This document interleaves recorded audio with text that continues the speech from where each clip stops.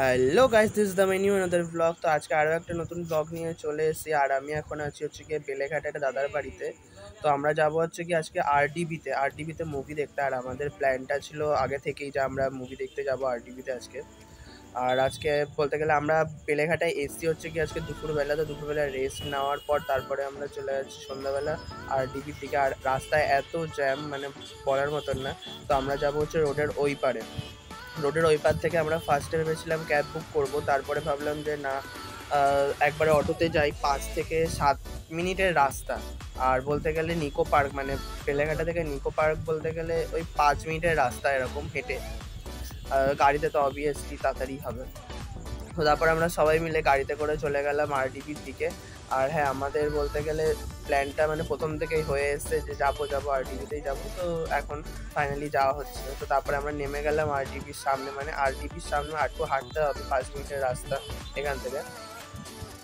তো তারপরে আমরা হাঁটতে হাঁটতে চলে গেলাম আরডিবির সামনে। আর আমরা বলতে গেলে এখানে অনেক ফটো তুলেছি।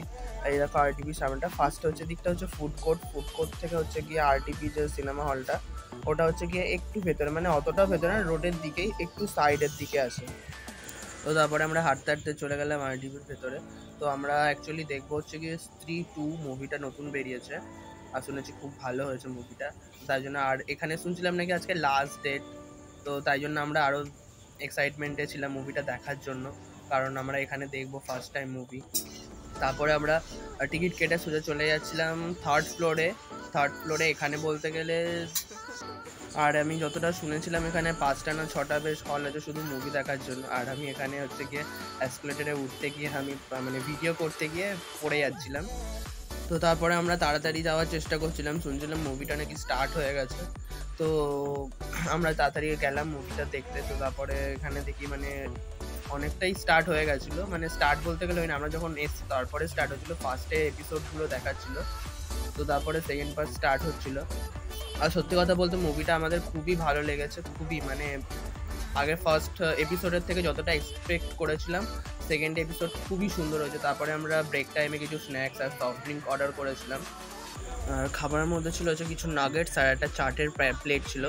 আর এটা আমরা এনজয় করতে করতে মুভিটা দেখছিলাম। তো মুভিটা শেষ হয়ে গেছিলো। তার সত্যি কথা বলতে মুভিটা আমার খুবই ভালো লেগেছে, খুবই একদম সেই লেভেলের মুভিটা ছিল।